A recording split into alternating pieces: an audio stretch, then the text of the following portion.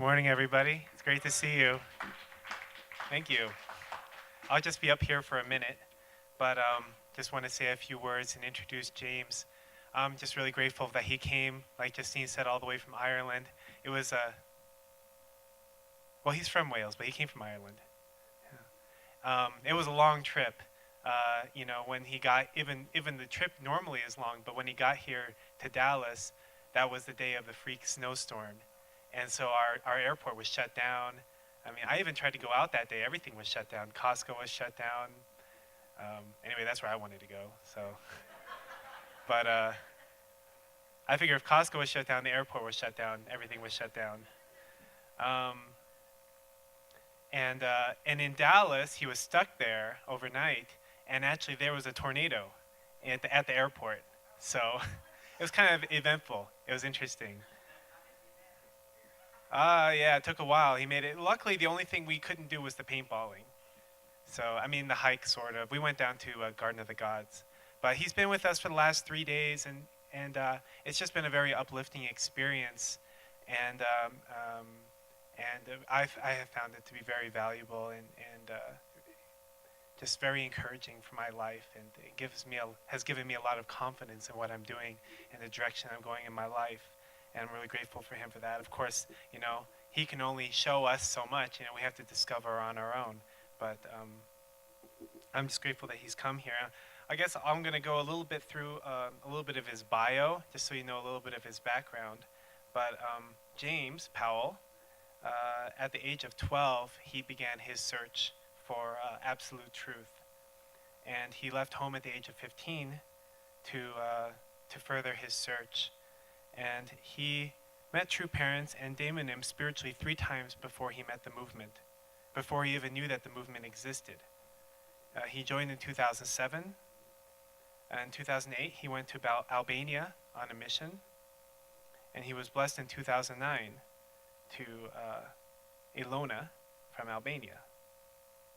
In 2010, he liberated and blessed all his ancestors, up to 210 generations. In 2011, he returned to the UK. In 2012, he went to Champyong for a 40-day workshop, attended Father Sungwa, was a Chunyan leader there, and won the Divine Principle test. And then in 2015, he moved to Ireland. He's now working at the Hilton there.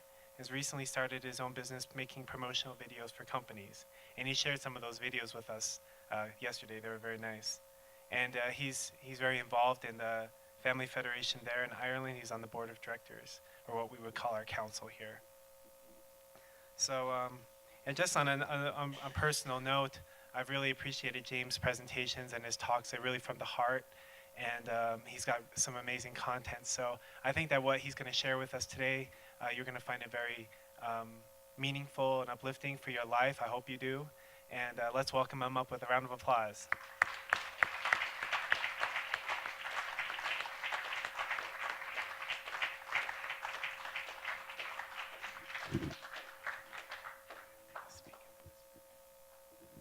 Hello. Okay, thanks. Yeah, I'm very grateful to be invited and to be here as well. It was very eventful coming, and that just added to the excitement, so it was very nice. Yeah, so I've been asked to give some content about Easter. So I have some personal experiences of Jesus from when I was younger. And then I would also like to share about the importance of living a principled lifestyle. So I have a series of pictures about how the spiritual benefit of living a principled lifestyle, such as hundake and prayer and so on. So yeah,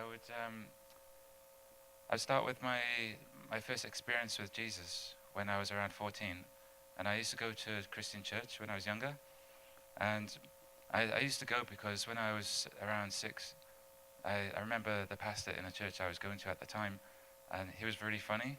So he would open the door at the church and let us go in while he went to the shop to get refreshments for after service. And this one day he wasn't in there, so my mother said I should go and hide in the pulpit so I can jump out on him when he came.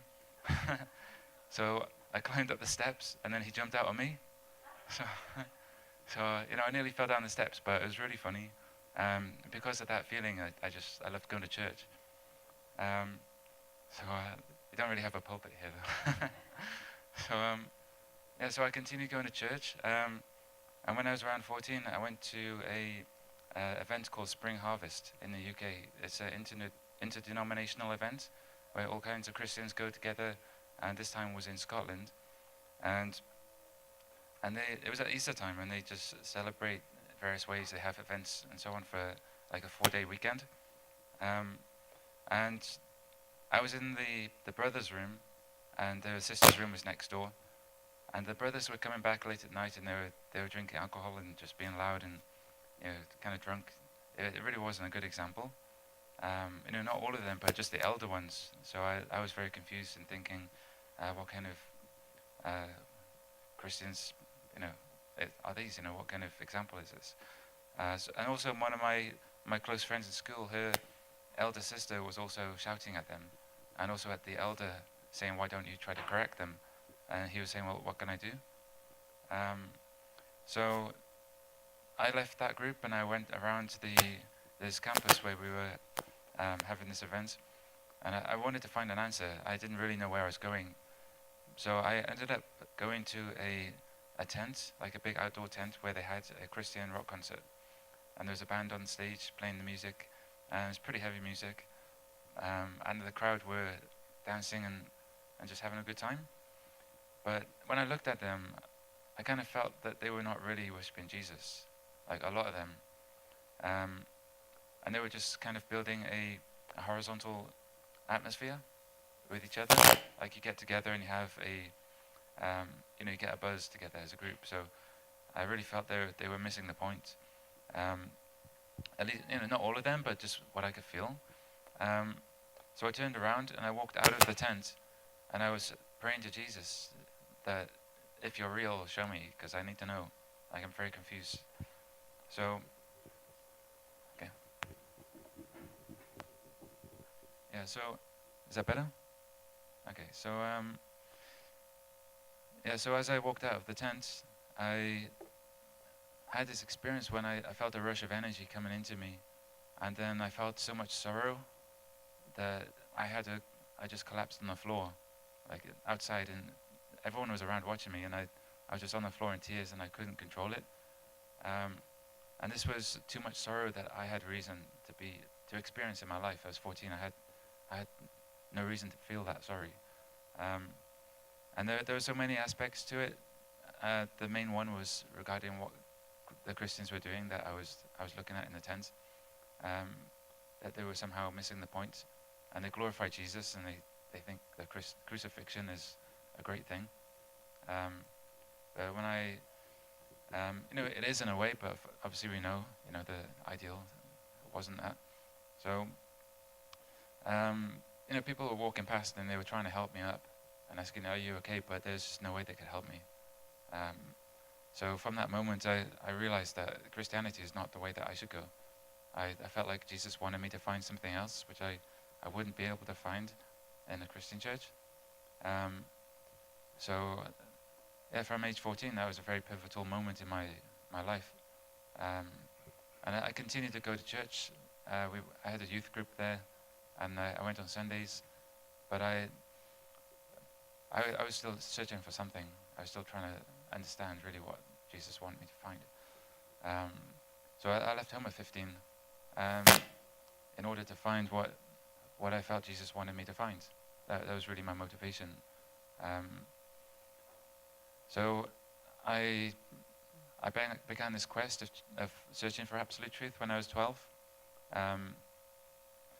And that was also another motivation for me leaving home. So when I left home and I was searching for absolute truth and also what I felt Jesus wanted me to find, then I had a lot of spiritual experiences because I was searching in the spirit world, which I had naturally as a child, and I was developing it.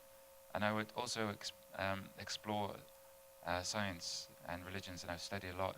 I'd have loads of books all around my flat, all open at different pages, and I could see the connections between them. And this way I would learn about principle. So when I joined, I was familiar with the red part of the principle, like just the very basic points. I even drew the 4-position foundation and showed my spiritual father and told him about dual characteristics, but I didn't have the terms like dual characteristics and so on. I just knew the content. Um, so I was very guided spiritually. Um, and during this course, one time I prayed to meet the Holy Spirit because a friend asked me for guidance, and so I wanted to help him. And I was expecting to meet some kind of cosmic cloud or some kind of energy, but actually a lady came to me, and she was a young Asian lady in a beige colored dress, and she had her hair up in a circle around her head, like black hair. So I told all my friends at the time what happened, and they had no idea who this lady was. And then when I joined, I saw a picture of two parents, and I still didn't recognize who this lady would be until later I saw in the tradition book there's a picture of true mother exactly as I saw her, but she's a lot younger. So I didn't recognize her because physically she's older, right? So it was really funny when I saw that picture, it's just exactly like I saw. So I've had so many experiences that just make sense in the movement. The principle explains exactly what's happened to me. So I just feel really comfortable being here. And it doesn't matter where I go in the world, the spiritual atmosphere is the same everywhere. You have this basic standard, which is so much higher than everywhere else. And that's God's love. You can feel that foundation of God's love. It's just very, very warm, and I don't feel like I'm in another country. I just feel like I've just gone home again. So yeah, I've also been asked to talk about principal lifestyle. So I'd like to start the presentation, if that's okay, with a PowerPoint. Oh yeah, plastic Jesus. So yeah, when I was in school, I was 7 years old.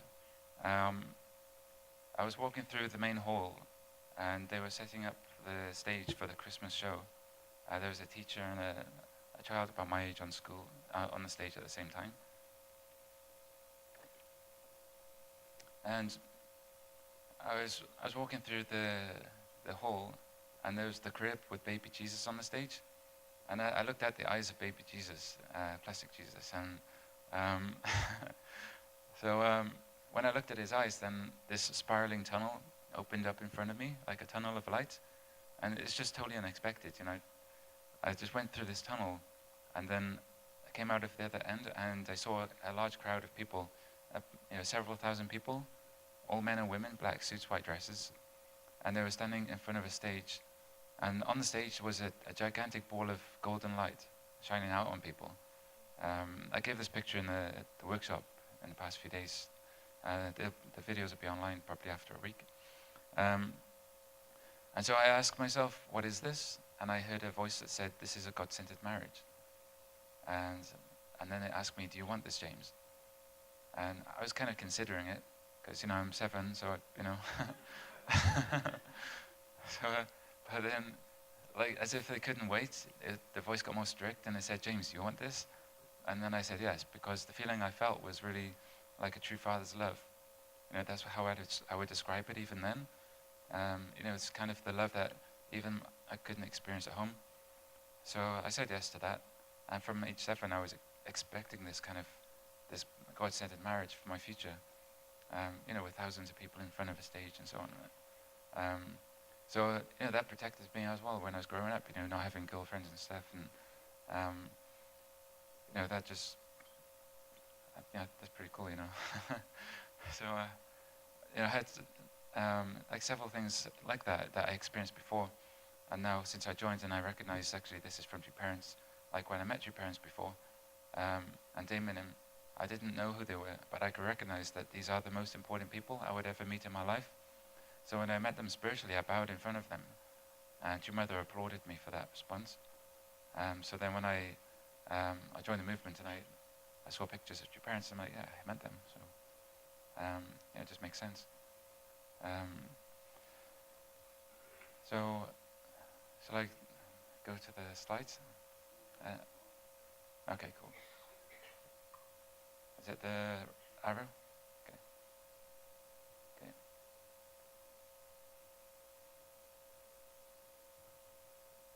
Okay, so yeah, that's a nice logo of the 4 Position Foundation, which I found online.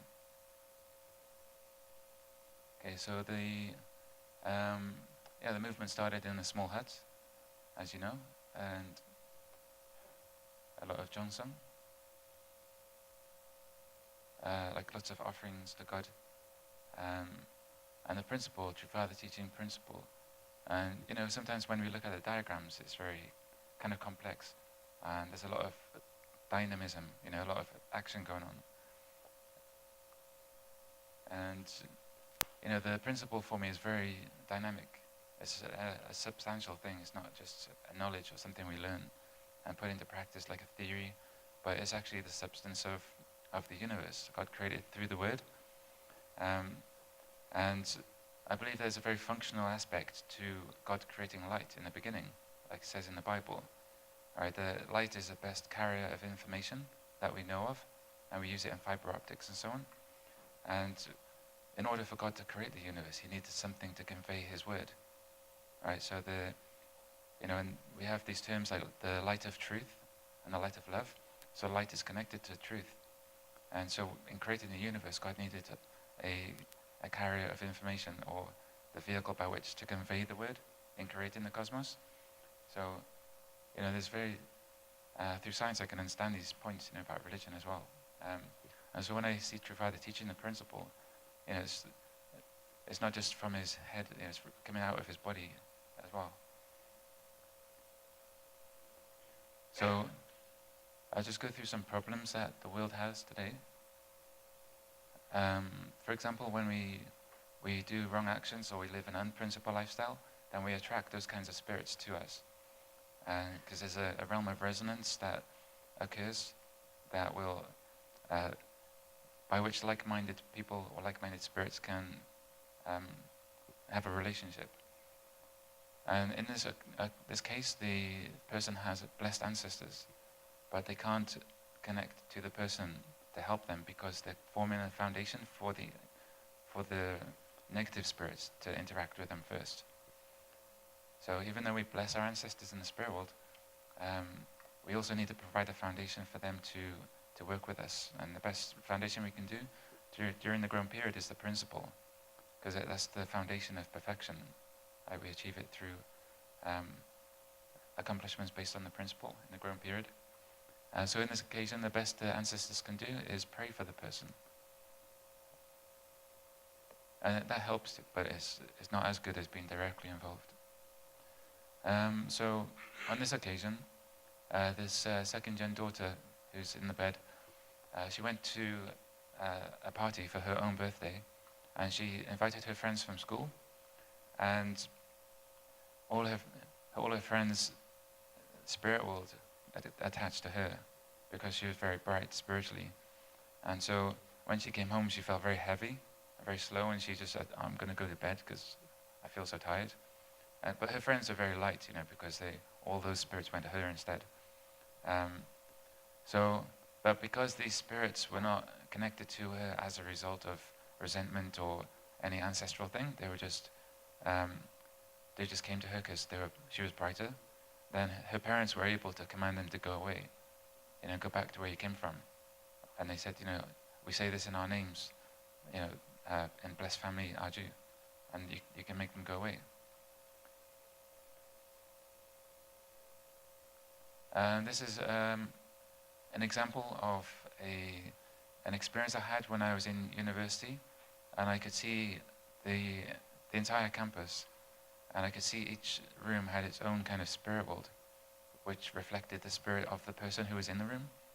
And so the one on the right is a person with hot temper, very angry, so it forms a kind of fire. The one in the middle with the flowers, this is a very pure-hearted person, just a nice flowery kind of person, had a nice upbringing, good parents, nothing particularly wrong. Maybe if this person got blessed, then that would be it, So then the next one with the bricks is a person who keeps themselves isolated from people. For whatever reason, maybe they are introverted, or they have a problem with their own confidence, but they want to separate themselves from people. So it's like bricking themselves in. And the one on the far left with the spikes, this is very unprincipled behavior. So it's looking at like wrong images, sexual images and things, and it forms very black spikes that are like the sharpest needle ever. So if you walk in this room, it's like you're constantly being pricked by this extremely painful needles all around you from every direction. And so the one on the bottom left, which is human feces, a person who has a dirty mind and very, like toilet humor, I think is one of the terms. So the middle one on the bottom is foggy. It's a person who has confusion and they're not sure of their direction in life. Maybe they have conflicted ideologies. And the one with the ropes is someone who lies a lot. And they try to get out of a problem by lying more, and they just tie themselves in more knots. Yeah, and the bottom one on the bottom left is also like in a sewer. It's kind of a gassy atmosphere as well. All the steam coming in is just very, very low. And people in this realm, they can see a lot of people beneath them, but not anyone above. And they think that they're the highest person there, and they think they're great. They don't even know where they are. Yeah, so this is the kind of problem that exists, and that's an example of the last one in the sewer. So yeah, we have options in life. We can go to a good place where we can breathe God's love, or we can go to another place where it's kind of like torment. And one of the reasons why hell is usually depicted like fire is that in hell there's no God's love. And your parents describe love as being like the oxygen in the spirit world. And when you can't breathe, it's like your lungs explode in fire. It's really painful. So that's kind of what is reflected in hell. It's where you can't breathe God's love. So, and of course that problem is being fixed. There's, from your parents' declarations, there's no more barriers in the spirit world. So in the Unification Thought book, it describes that there are levels in the spirit world. And there are ways to get from one level to another, but only with help, usually. So, but now there's no barriers. Spirits can move up and down freely, and they can move around as they want, but they can't stay at a certain level. Eventually, they have to go back. So then they need to be liberated, or they need to provide some kind of foundation to improve their situation. So methods to fix the problem include Hundage. So I remember shortly after I joined, I took a Divine Principle book to my friend who was spiritually open. She had a shop where I was living that did spiritual things, and she sold crystals there. And she asked me, what is this book? Because she could see spiritual fire coming out. And this is a picture from a brother in England as well who sees the spirit world, and he draws it exactly the same way. And I also see the same thing coming from Hundake books. And the same thing happens with holy salt. It's a substantial tool. It's like a spiritual tool. Like, I don't know if anyone has watched the vampire film. I don't watch them anymore because I don't like them. But they use tools in there like a cross and silver bullets. And there's some basis in reality. Like silver is antibacterial, so bacteria can't live on it, and that's why people have cutlery made of silver, because it's very hygienic. And vampire is like a bacteria or a parasite, so there's and also garlic too. They use garlic, and that's also, it kills bacteria. So when we use holy salt, it burns the spirit. When we throw it on them, they can't stand the purity. They can't. It's just so pure. It's like you're cleaning something. But for evil spirit, it's like you're cleaning them with a piece of metal, because it's very painful. But ultimately, they'll like it once they start to change and they appreciate it more. So holy candles have the same effect. That you can see God's love coming from the holy candle, and so it sets the atmosphere, and everything in the room turns the same color as God's love. So it's a very, very it's an easy way to set a good atmosphere, really. So it's holy salt again. So prayer. Oh yeah, I didn't include the picture, I think, but I had an example of doing Hundake, when you breathe between doing Hundake and you're speaking, and then you breathe in, when you breathe in, actually the fire from the book, you breathe it into your body, and then it goes into your lungs, and then you start to shine the same color. So you're having this give and receive with that, with this love that's coming from the book.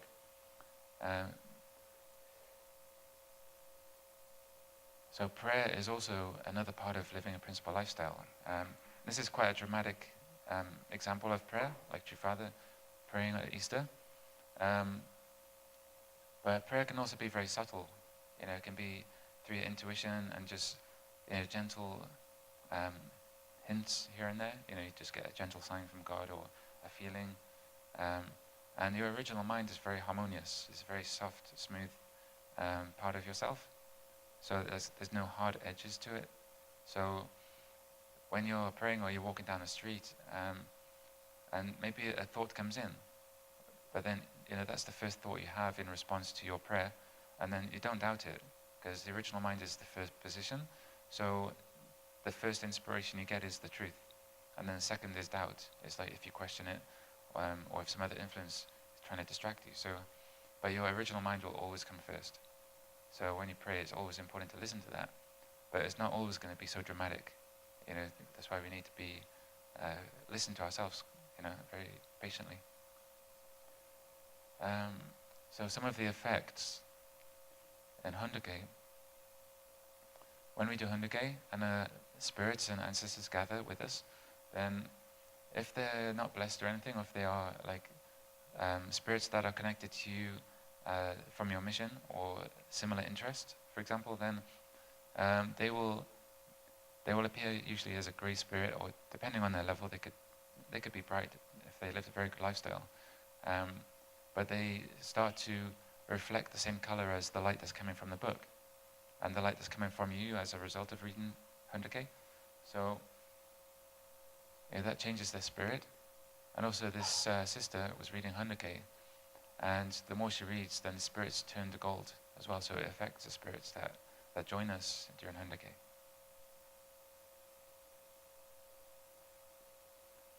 So there's a blessed child doing Hundake, and an ancestor came, and they are helping the blessed children to understand the content.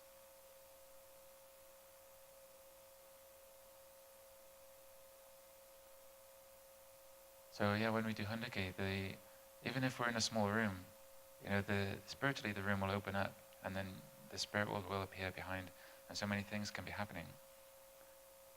So in this case, you can see Chompyong behind. So that would be at the Tree of Blessing at the top. And so this was with Reverend Lim. So this is a picture from a brother in England. And so he said he had a green angel, a fresh green color, and very tall. And so when this angel joined in the 100K session, then everyone in the group was turning green, because they were reflecting the color of the angel. And I also have a couple of experiences with green angels, which I'll go into as well in this presentation. So this brother, for example, his ancestors collected taxes from people in the past. And so there were resentful spirits that resented his ancestor for taking the money, especially if it's like too much or they did it in the wrong way and so on. So this brother was being influenced by the situation of his ancestor, and he felt he had a lot of baggage and felt very heavy. So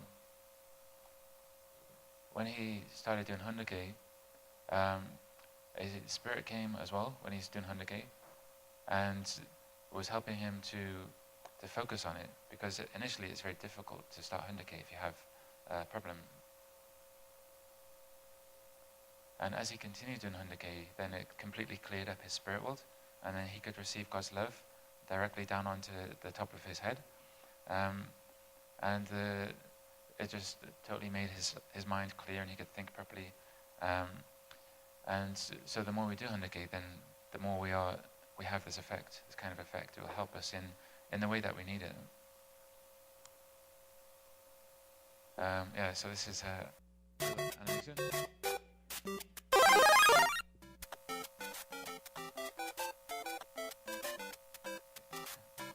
So it's so a little animation. Thanks. So a little animation I made about how our ancestors can help. I called it Ancestor Assist, or you could say you level up, when you bless your ancestors, because they get involved in our lives then, and they can really help a lot. So in this example, the mushroom guy on the right was an evil spirit, and Mario was us, and then he leveled up, got Ancestor Assist, and they came in and blasted away the evil spirits. So here's an example of a monk that came during Hundake one time, and he decided to bring all his brothers with him. So if we have an ancestor or a spirit that is connected to us, and they are responsible for a group of people, then when they start to enjoy Hundake, they will invite their group as well. And through that one spirit, we can actually affect a lot of spirits. And then when they get affected, then they can go to Champyong to workshops, and also they can influence their ancestors on the earth to say, hey, yeah, we know this guy, we're going to try and bring you to meet this person on earth. And so they'll try to influence them with inspiration and guidance, and bring people to guide them to meet us. So, people who meet us actually, they can have a lot of history behind them. Maybe they've been searching for a long time, or maybe they just had one moment where they just felt like they needed to talk to us. That could totally change their life. And here are multiplying holy candles. So when you multiply the holy candles, then the atmosphere of the room changes, becomes very gold, and the ancestors help as well, and very high-level spirits and angels, heavenly angels will also assist in the process. So anything we do like this, anything tradition, it really affects the atmosphere around us, and it creates that foundation to have a good relationship with God. And this is an example of when President Young Wee Kim came to England. So I was sitting around the middle of the right-hand side. So these two groups in the middle, this was the actual size of the room, and then everyone else around, this was the spirit world, and the room opened up behind, and I could see everyone's ancestors. And so they all joined in together, listening to President Young Wee Kim giving his talk. It was very inspirational.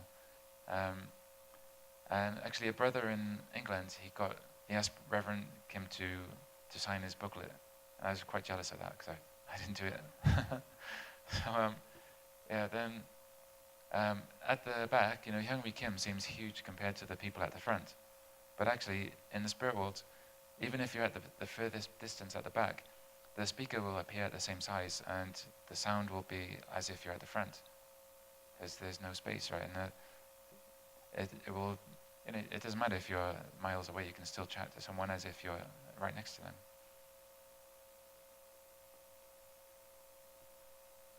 So this is through Hundake. Blessed ancestors join in with Hundake, and they also participate, and also through family pledge, they join in family pledge, because they're also making a declaration, to heaven. So a spirit takes notes during Hundake, making notes about internal guidance. So had a notepad and a pencil as well, because they also take notes. The spirit doesn't automatically know everything. For example, God could know exactly what we would do in the future, but he chooses not to know. So then, if he did know, it would interfere with our responsibility, our freedom. So he can't do that really. And so likewise, spirits also have development. They grow, and you don't just automatically know everything when you become perfect. That would be quite boring. You'd have nothing else to learn, and you always experience new joy as well. So prayer. This is in the prayer hall in Champyong, and so at the front of the hall is a giant angel, and this is the angel that takes our prayers to God. But when we're in the hall and we're praying, there are other angels that collect our prayers. So when the prayer forms, it's like an orb that forms in our mind, and they come and collect it, and they take it to the angel at the front, and then he sends it to heaven. And angels help us in these ways while we're in the realm of the growing period, but once we reach perfection, then we communicate directly with God, and our prayers, communication with God, kind of bypasses the angels, so they can help in other ways, and they can help other people who are growing to reach that state as well. So they'll never be out of a job. So also some people in the prayer hall were sleeping, so the angels were waiting for someone to actually pray. Who actually did that? No, just joking. So yeah, this is a green angel I saw when I was doing mission, and I was struggling with my motivation. So I was praying for help. I was praying to God, and an angel came to me, and he put his hand out and sent me zeal to my heart. And so the zeal was strengthening my heart to give me the motivation to do what I was there to do. And I don't have a quote for it, so please forgive me. You don't need to take my word for it. But I read from True Father described zeal as a three-sided phenomena. So if anyone is familiar with that, I would appreciate knowing where that comes from. So yeah. So anyway, it was very nice to read that and have this experience before as well. In this group, there were different colored angels. There's one angel per person, and they had their right hand extended on top of the head, and they were blessing that person with a particular color. And a color represented a certain quality that that person needed. So the way I understand this is like it's a color therapy. There's a thing called color therapy, where they use people use color to have a certain effect on people's minds and their behavior. And there's a famous example from America you can search for online, where there was this prison which had lots of fights, this really, really violent prison. And they painted every wall inside the prison pink, like a certain shade of pink. And they totally eliminated fighting in the prison just by painting it pink. Because the wavelength of that color, the frequency of it has a certain relaxing effect. And also in offices, they use yellow to stimulate the intellect, so people can focus more on the intellect while they're working. And during the break time, they go into a blue or green room where it's more relaxing, like natural colors, like the sea and grass, and they can chill out while they're having a break. So that's how I understand the particular mission of each angel, because each angel has one color, and even their body and their clothes are the same color. So my church leader, actually, when I told him about this, he asked me, okay, so what color is my angel? Because his brother in England told him that he has a particular color angel. So I said, yeah, your angel's blue. And he said, yeah. So that was cool, that I had that confirmation about that. So through prayer and meditation as well, then our ancestors can come and help us. In this example on the top right, yeah, cool. So we have, I was praying and I had my meditation bubble, and it only got to a certain size, because that was as much as I could do. And I was visualizing being on a beach, and I was being distracted by evil spirits trying to prevent me from having a good session. So this can take form of an itch. For example, if you try to pray or meditate and you get an itch or a distraction, or maybe some thoughts keep coming, and you just need to ignore that first one. And it's the most difficult, but if you can do that, then you can succeed. If you don't ignore it and you kind of scratch your itch or something, then it just happens again and again, and it gets very, very difficult. So then my ancestors came in, even without me asking them for help, and they expanded my bubble, my meditation bubble, and then they made it stronger and purer and lighter, more vibrant, and it totally pushed away any negative influence. And then inside the bubble, in the fourth square, it was very beautiful, but just the beauty was enhanced, and it just felt like I was on a beach, even though I was inside a small prayer room. It was very, very relaxing.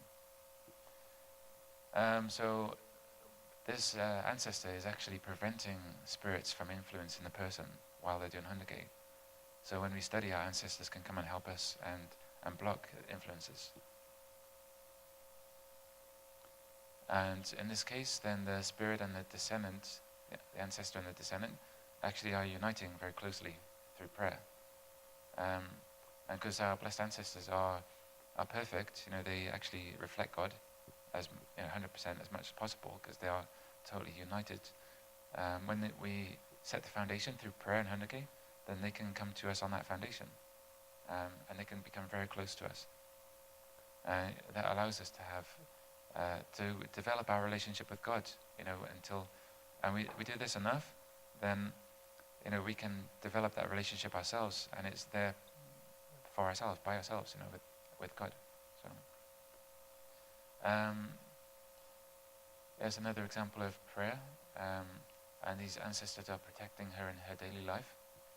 So for example, you might have some close call with an accident or something, but actually it could have been a lot worse, and somehow it seems miraculous, or very, you were saved, basically, and your ancestors help doing that as well.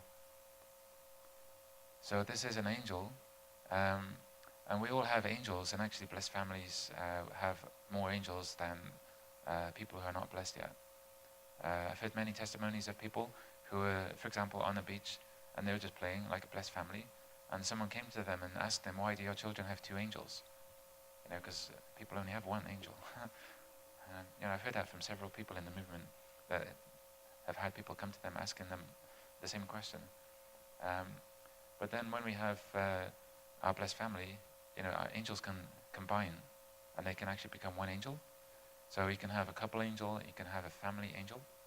In this case, there's a red angel with stripes, and it's the combination of two angels, so it's when two purposes become one. And they can help in those two ways at the same time. On this occasion, the sister was praying, and Jesus came during her prayer.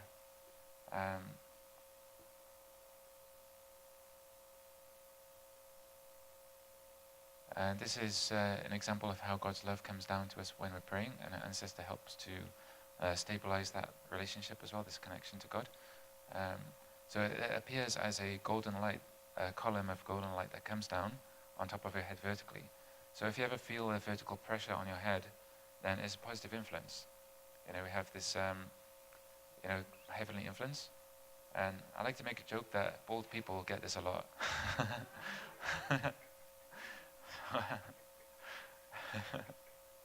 So actually, if you make a cross section, you cut it at an angle, then you can see it as a circle.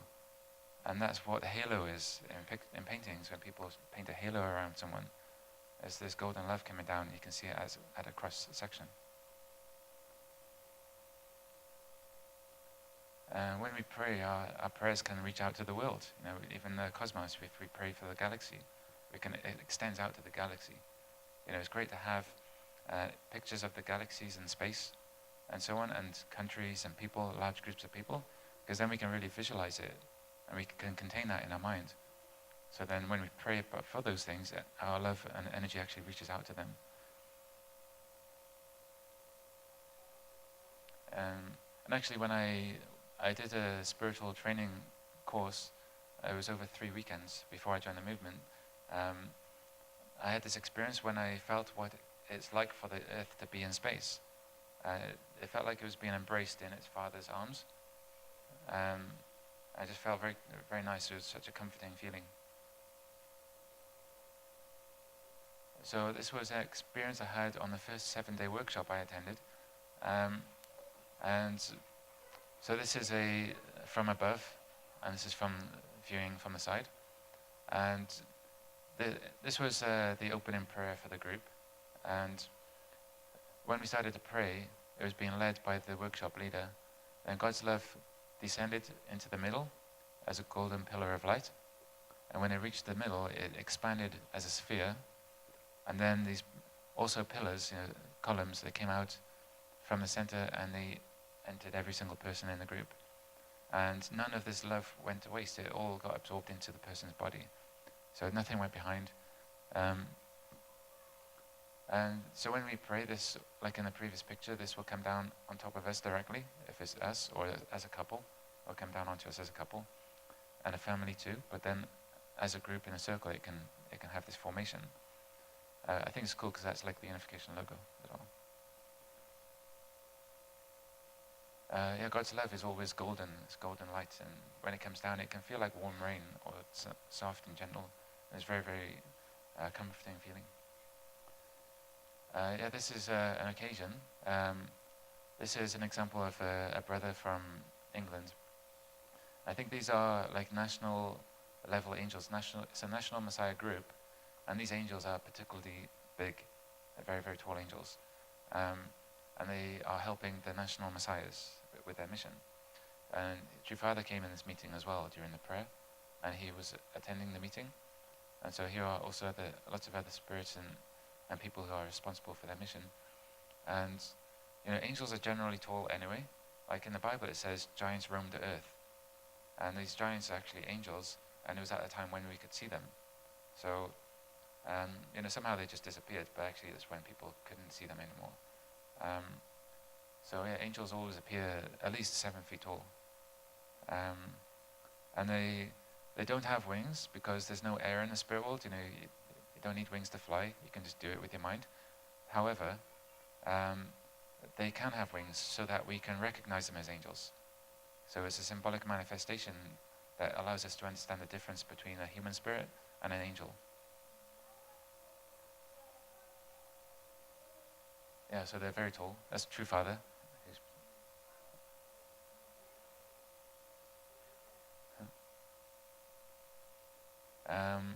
So yeah, like tradition and ceremonies, our ancestors also help.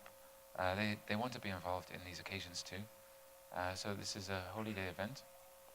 And so on God's day, then many, many angels come of all different colors. And then blessed ancestors join in as well. They're the closest ones, and they're gold. And then the other spirits here could be liberated but not blessed, or other related spirits due to mission or extended relatives and so on. So they all appear in order as well of closeness to God. There's a phrase, cleanliness is closest to God. There's also cleanliness and orderliness is closest to God. Because the heavenly world is very orderly. And a person who might have some kind of obsessive compulsive disorder, right? They're always trying to arrange something in lines, and they spend ages making one paper perfectly aligned. And that person can actually have a lot of heavenly spirits, ancestors who live very good lives, and they're very close to heaven. And the closer you get to heaven, the more ordered it is. So these people can actually be being influenced by positive spirit world. So then when it seems like they have a problem. People are like, oh yeah, you look a little bit strange but doing that. But actually, if you look at their spirit world, it's in order. So that allows them to have a good relationship with the higher realm. That's not true of all of them, because some of them actually get attached to the physical activity of doing it, and that causes problems.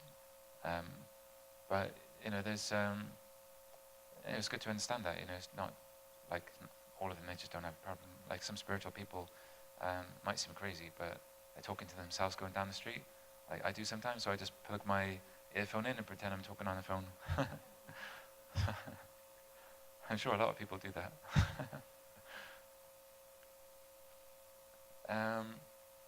Yeah, so it was another holy day, and so even if you're in a small room or even a large room here, the doors open up because there's many ancestors, many spirits who want to join in.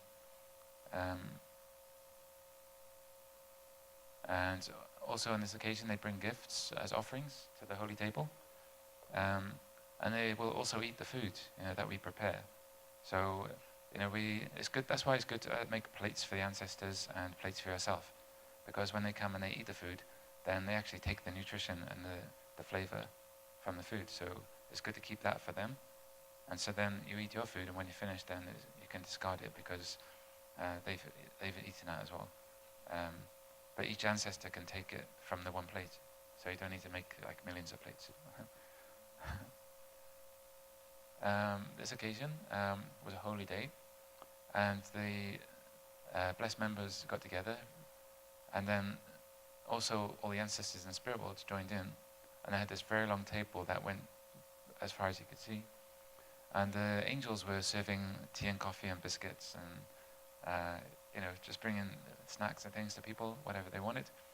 And that's how angels get happy. They have purpose to serve us, and when they fulfill their mission, and we appreciate them and love them for it, they experience joy in their position, right? Because they have a fixed position and a purpose. They have set purposes.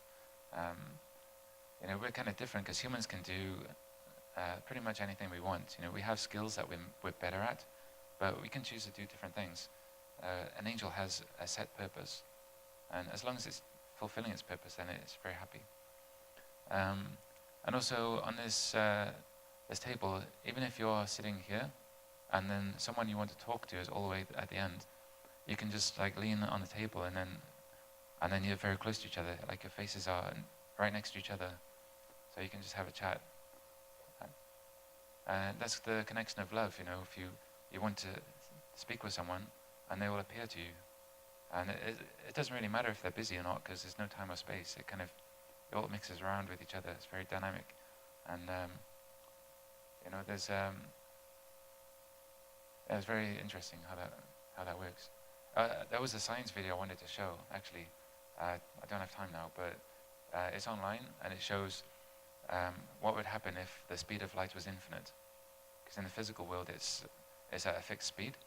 But if it's infinite, then it's very interesting what happens, right? That time and space is, they call it like it's just one big now.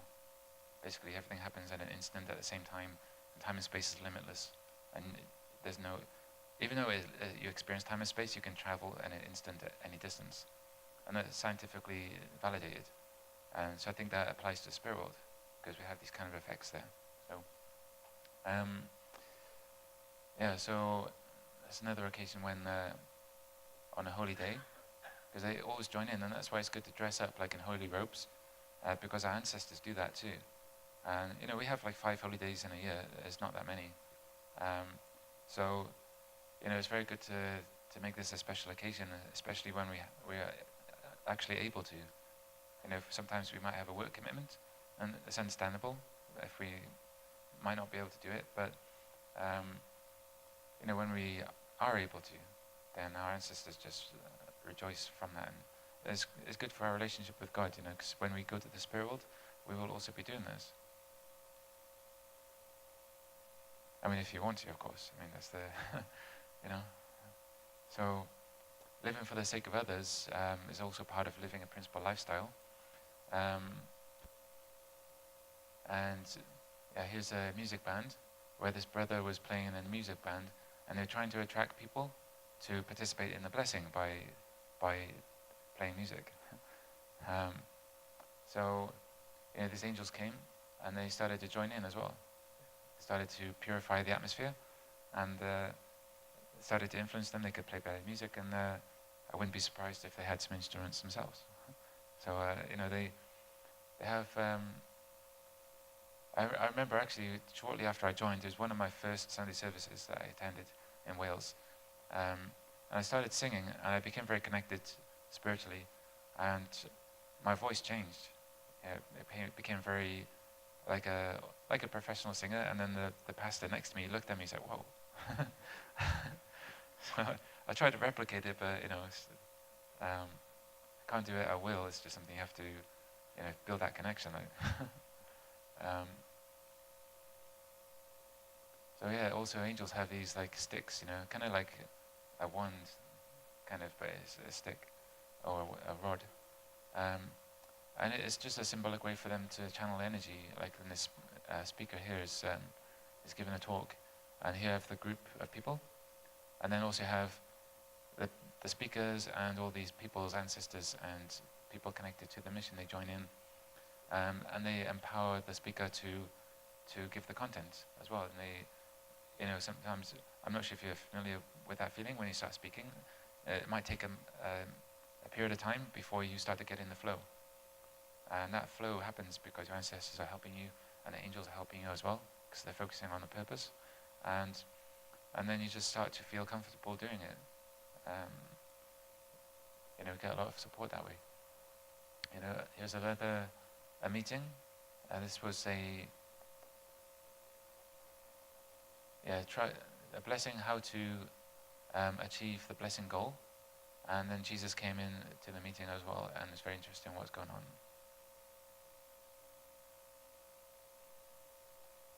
So here's another occasion on True Children's Day during the prayer, and True Father appeared, and there was a huge choir with many thousands of spirits, and they were all celebrating, and it was the victory of the holy day, and they were singing the song Messiah. So, I thought it's very moving when you see these kind of experiences. The spirit world doesn't open up, but your senses open up to the spirit world. So then you can perceive it. And it's very nice, I think the best way to have these experiences is just to let it happen naturally, because very often a person can have spiritual experience and then they get distracted by it, or they're not able to control it, or they misunderstand it. So I think if we look at it as a blessing from God, and then we do what we can to live a principle lifestyle, because the growing period is accomplishments based on the principle. So it's like an intellectual based period where we understand the principle, and then we find ourselves in a situation and we think, okay, so what do I need to do according to the principle? So by doing that and actively behaving according to what we understand of the principle, then we change our habits. It's an actual action that we make. And also in our brain, when you form your neurons in your brain from your thinking, when you have principle thoughts, then your neurons connect in a principle way that help you have those thoughts more and more easily. So, when you do that enough, then those neurons will become very strong, and then it becomes second nature. So when it becomes second nature, then you don't need to think about it, you don't need to try to do it anymore. It's just your action, your natural behavior. And that's when you start entering the realm of heart. Right? It's the realm of maturity. And when you don't need to think about these things anymore, and it's your natural behavior. So, based on that, then you can receive help naturally and relate with God more naturally. And you don't need to try to have an experience, it would just come to you.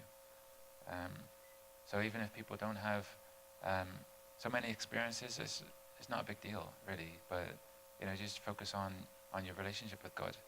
And then you'll naturally have what God wants to bless you with. So it's really, it's great. I'm not spiritually open all the time. When I was 16, I actually asked God, I said, I'm not interested in spiritual experiences unless it's good for you, unless I can help someone for you. Because I read stories of people who were misdiagnosed, and they were put into a mental home, or they were given drugs or electric shock treatment and so on, and I wanted to avoid that because it's obviously not good. So my general state is spiritually closed, or you could say physically open. But the experiences I have are based on principle. When I joined, my church pastor told me to not do any spiritual things and get a good grip on the principle. And so I followed that advice, and I closed down unconditionally. Until 7 years later, when I was asked to help someone with spiritual activities, and I told my pastor, and he said, yeah, okay, you can do it. And that was almost 7 years to the day, but the person who asked me to help wasn't aware of that. So it's kind of I see that as a principle thing. And also because I reported it also to my wife and to my community leader. And that was a big deal for me, because before I joined the movement, especially the 6 months before, I was meditating and praying on average 8 hours a day. And very often I would pray for 12 hours in one sitting. And I was also fasting by only eating rice and drinking water for those 6 months. So I was really, really open and doing a lot of practice. And this helped me to join the movement, to be guided to that. But that was the culmination, the result of 12 years of searching since I was 12 years old.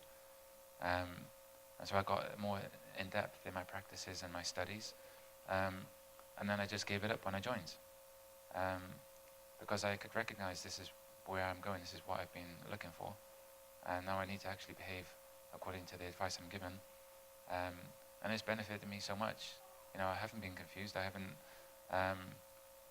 had any major problems, really. Um, so um, yeah, I mean that's the benefit of reporting as well. Reporting is such an important point to practice. If it's in your family, it's to your parents. If you're on a mission or something, or responsible for the community, even in your tribal messiahship, you can report to a community leader too, so they know what's going on in the community. Um, and I always make effort to report, and I feel protected by that. So yeah, summary. For example, it's an example of a young person who is using a computer. Not using a computer is not bad, but using it excessively, and especially when you know you should be doing something else, maybe something better, or more practical, or more creative. Instead of just playing a game and not really doing much. You can see this guy, this spirit, and he's like the guy in a computer game. So I just put that in there. It happens sometimes. There's a correlation between these things, and so this person in the chair could be a brother or sister. He's been influenced by this spirit to just waste his time, and because this guy is relating with him, he's having that common base and a give and receive. Then he's providing the foundation for that spirit to relate with him, and not his ancestors. So his ancestors are there and they want to help him, but there's no foundation. This descendant is not providing what they need to be able to communicate and help him. So the best the ancestors can do is pray. They can pray at a distance, so to speak, and just hope that he eventually gives a foundation for them to work with him. Just wanted to say, all ancestors are not bald. It's just easier to draw that way. So, but they all are shiny. They're very shiny and glowy.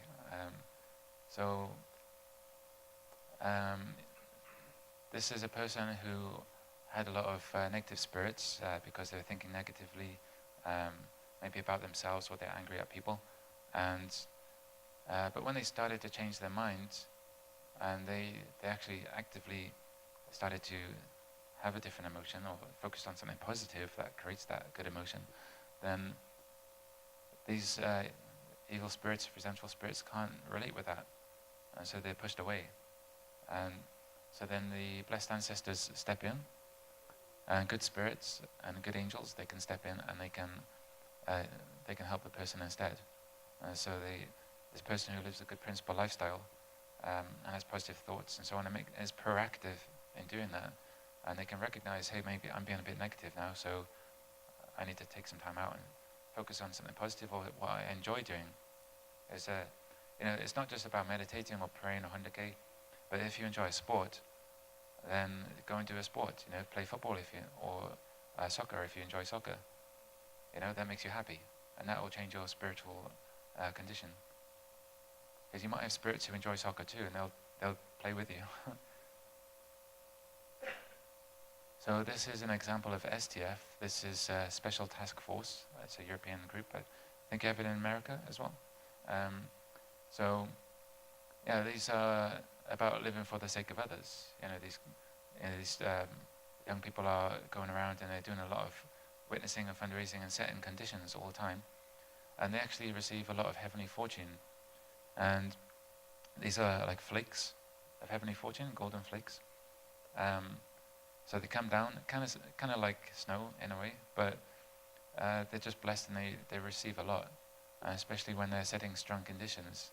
It's difficult to see them through so many flakes of gold.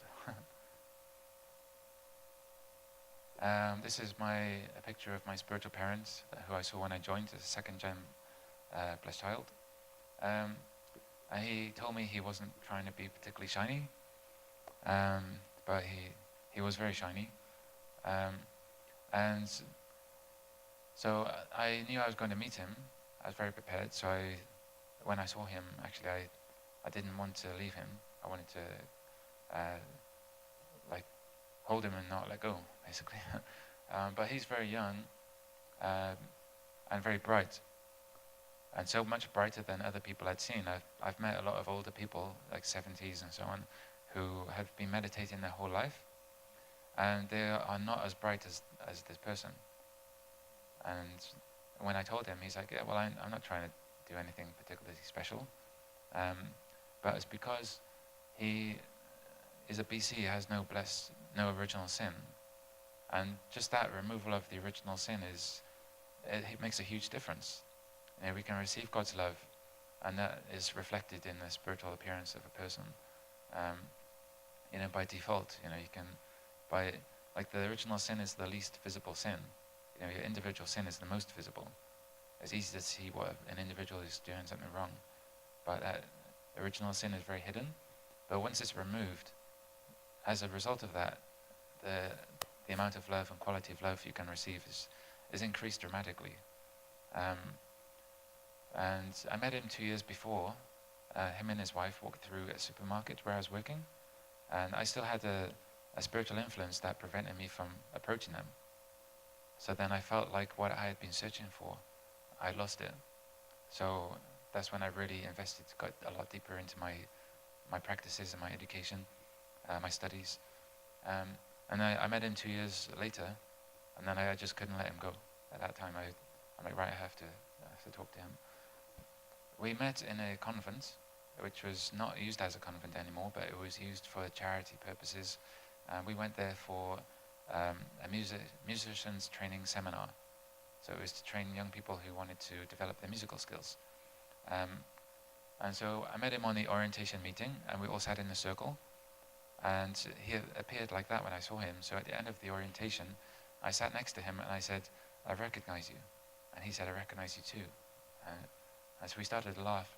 We didn't remember where we recognized each other from, but we did. I was kind of hassling him quite a bit. I wouldn't leave him alone. Even we went for lunch. I got my lunch. I sat next to him, and he was there. And I'm like, okay, so tell me about yourself. I was asking him so many questions, and eventually, you know, he turned around and he said, "James, do you believe in angels?" And I said, "Yeah, but they don't have wings." And then he took me more seriously. Otherwise, he might have just tried to get rid of me or something, because I was being a bit annoying. You know, on that 7 days, like, I saw a vision of the Unification logo. It was in the original red color, and he asked me what happened, because I had some kind of, it was obvious that I had this kind of experience. So I described it as a red circle with these two things on either side, which were the arrows, and there's a square and a dot in the center with these lines coming out. And he showed me a sticker on his wallet of the logo. And I also asked him to show me the song, because I had just this inspiration to ask him to show me the song. And he showed me a song that he had written, but I read it and I said, that's not the song. So then he went back in his bag and he remembered a song that he was rushing to complete before the workshop. And it was called Open Doorway. And the lyrics were, this is your open doorway, this is your chance, don't miss it again, walk through the door. And very direct, you know, about the situation. Like, I almost lost it 2 years ago, and now it's, don't miss it again. So yeah, we had so many experiences on that workshop, really amazing. And at the end of it, him and his wife asked me to live with them. So I moved in with them for 6 weeks. And after then, my One Rado teacher asked me to live with him and his family. Yeah, there's just so many things to share, you know. But being a blessed child is really a blessing. And also receiving the blessing, because then the way I describe it is being a first generation blessed child. Because I'm a blessed child, you know. I feel it's the same. We're all are blessed children of God. So yeah, this is another occasion. It's very beautiful. You can see rainbows and things, you know, very beautiful things can manifest when you have special occasions. This was an event for the New Year. This was a solar calendar, so it's not a church event, but it's like just going from 2014 to 2015. And I was with this family, it's me in the middle and two, the blessed elder couple, and they've blessed all their ancestors as well. So there were a lot of blessed ancestors on this experience. Like the whole room just opened up and it was so huge. And these were like mountains in the spirit world. There's so many ancestors. Um, and we saw two parents in the middle, and they were wearing these robes, they're ceremonial robes. And there are other experiences as well. Have you seen the picture of the unification logo with the different religions coming to the center and animals and things? And in the center, two parents are wearing the same robes. So it seems like a consistent theme on these events. And behind them is God, the light of God shining through two parents. Because now in spirit world, you don't see God directly, but it's through two parents that we can experience God. And there was a single river that was coming from them and extending out to all the blessed families. This is one example of a blessed child in Wales who was performing. She was playing a musical song with her guitar. And I saw about 100 ancestors behind her, all dancing with a particular kind of dress. And so I drew it, and then I took it to the parents, and I said, can I show you this? And they said, okay. And then he said, this could be the mother's ancestors, because she's Japanese, and the daughter was born with the blue mark, so they could be Mongolian. So I checked online for Mongolian traditional dress, dance costume, and like that. And then I found this picture. So it's very, very nice to find these things. And when we have a principled lifestyle, and especially when we enjoy things, when we do things that we're really passionate about, heaven will help us. They will inspire us. Our ancestors, God, your parents, they'll come and be directly involved in our activities. And we are really in the age now when we will be blessed for doing what we're passionate about. I shared that with a brother in England. He asked me if he should find a job to do just money or just what he's passionate about, even though he doesn't know how to make money from that. I told him to do your passion, and then you'll be happy enough to make a good decision regarding money. He did that, and I felt responsible for it. So then I had to do it myself, and that's when I did my videos, which I showed in the workshop. But also we need to be practical at the same time, We can't just give up something because, we also need money. So that's why I also have a normal job while I'm working on my passion. So in Hundake, actually, this is a very interesting phenomena, that when we do Hundake, all of the blessed families can be seen at the same time. So, you can see all these various tribes joining together, blessed families, and even the relatives, anyone who joins with them, and also their ancestors in the spirit world. They all join in Hundake. So, if you don't do Hundake, you can see that you're not there. So, it's pretty funny. And there's this series on YouTube called Word for Word, Divine Principle. So here's the link where you can download this series as MP3s. So you just copy the website link, and you put it into this website, and then download it to your computer as an MP3, and then you can play it on your phone. Right? And that's what I do, because the principle creates that atmosphere around you of God's love. And it's a principled environment, because you have the sound waves coming from the audio. And like we showed in the presentation yesterday about the shape of sound waves, it's not just a flat shape, but they're very intricate and geometric shapes. So when you have principle playing, you're creating these beautiful shapes, and this environment around you is forming a principled atmosphere. So I have it all the time, even when I'm sleeping. I find I go to sleep easier, and I have better sleep. When I wake up in the morning, as often as I can, I just have it on all the time. And it's not through an intellectual learning process, but I create the atmosphere through the principle. And I also pray when I have the principle playing, because then it has that atmosphere. It helps me pray better. I can make discoveries, or I can be more creative, and I can function better as a person while I have this as well. When I go out or I go on the bus, I have it on my earphone. So thank you. I hope it helped in some way. Very grateful for being here, and I hope to see you again. Thanks.